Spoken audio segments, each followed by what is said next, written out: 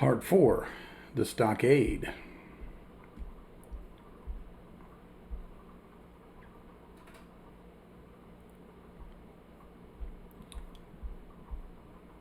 Chapter 16, Narrative Continued by the Doctor.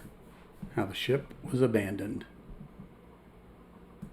It was about 1:30, 3 bells, and the sea phrased, that the 2 boats went ashore from the Hispaniola. The captain, the squire, and I were talking matters over in the cabin.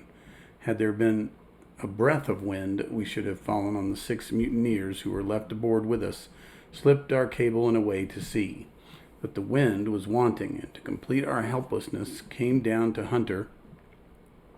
Down came Hunter with the news that Jim Hawkins had slipped into a boat and was gone ashore with the rest. It never occurred to us to doubt Jim Hawkins, but we were alarmed for his safety.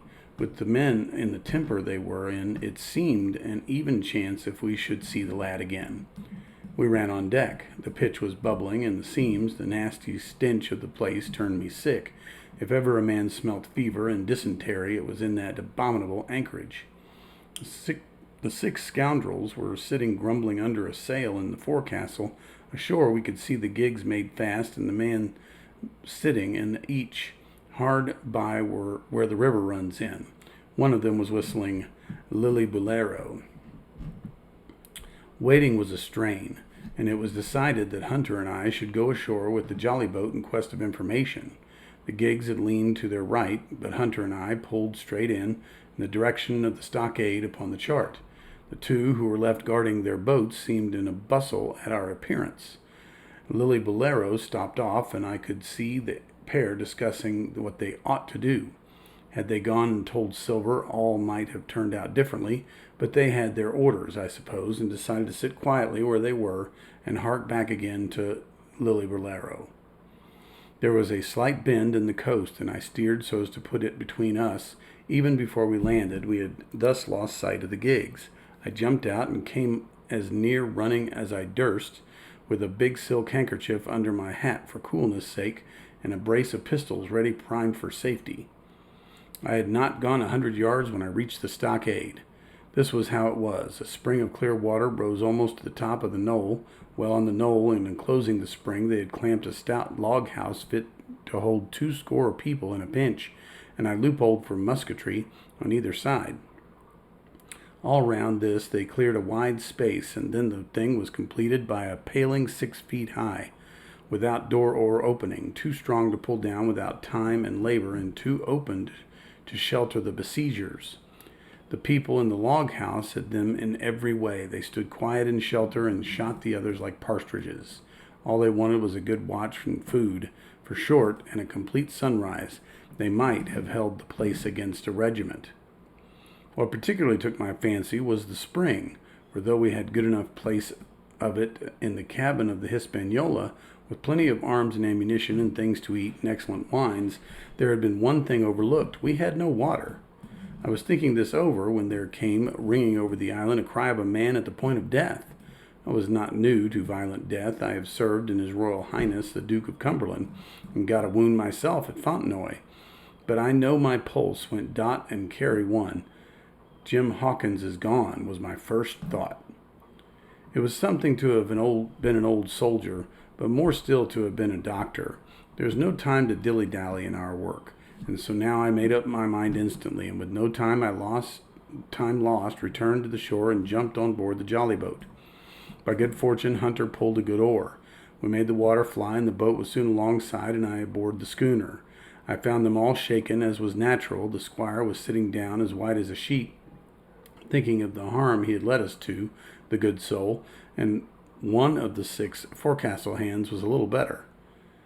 "There's a man," says Captain Smollett, nodding towards him, "new to this work. He came nigh hand fainting, Doctor, when he heard the cry. Another touch of that rudder, and the man would join us."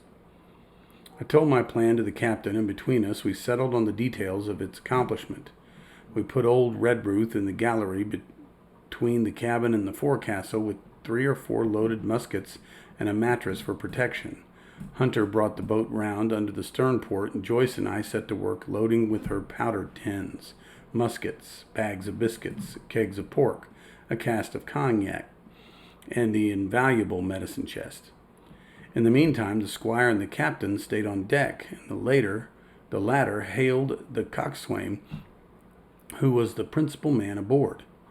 "Mr. Hands," he said, "here are two of us with a brace of pistols each. If any one of you six make a signal in any description, that man's dead." They were a good deal taken back, and after a little consultation, one and all tumbled down the fore companion, thinking no doubt to take us on the rear. But then they saw Redruth waiting for them in the spar galley, where they went about ship at once, and head popped out again on deck. "Down, dog," cries the captain, and the head popped back again, and we heard no more, for the time, these six very faint-hearted seamen.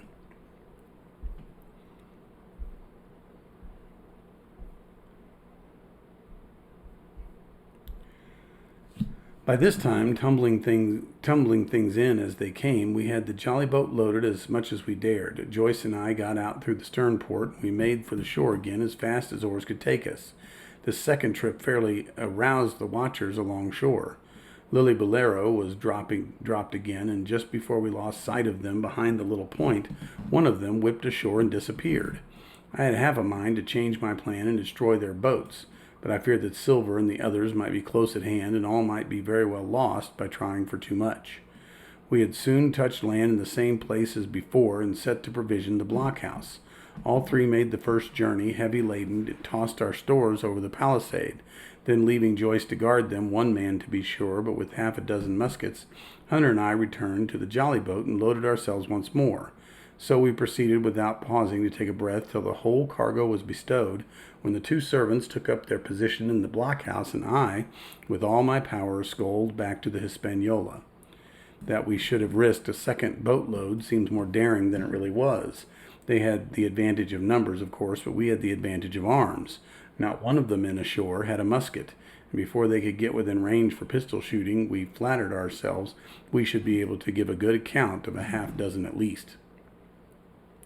The squire was waiting for me at the stern window, all of his faintness gone from him. He caught the painter and made it fast, and we all fell to loading the boat for our very lives. Pork, powder, and biscuit was the cargo, with only a musket and a cutlass apiece for the squire and me, and Redruth and the captain. The rest of the arms and powder we dropped overboard in 2.5 fathoms of water, so that we could see the bright steel shining far below us in the sun on the clean, sandy bottom. By this time, the tide was beginning to ebb, and the ship was swinging around to her anchor. Voices were heard faintly hallooing in the direction of the two gigs, and though this reassured us for Joyce and Hunter, who were well to the eastward, it warned our party to be off. Redruth retreated from his place in the gallery and dropped into the boat, which we then brought round to the ship's counter to be handier for Captain Smollett. "Now, men," said he, "do you hear me?" There was no answer from the forecastle. "It's to you, Abraham Gray, it's to you I am speaking." Still no reply. "Gray," resumed Mr. Smollett, a little louder, "I am leaving this ship, and I order you to follow your captain. I know you are a good man at bottom, and I dare say not one of the lot of you's as bad as he makes out. I have my watch here in my hand. I give you 30 seconds to join me." There was a pause. "Come, my fine fellow," continued the captain, "don't hang so long in stays. I'm risking my life and the lives of these good gentlemen every second." There was a sudden scuffle, a sound of blows, and out burst Abraham Gray with a knife cut on the side of his cheek, and he came running to the captain like a dog to a whistle. "I am with you, sir," said he. The next moment he and the captain had dropped aboard of us, and we had shoved off and given way. We were clear out of the ship, but not yet ashore in our stockade.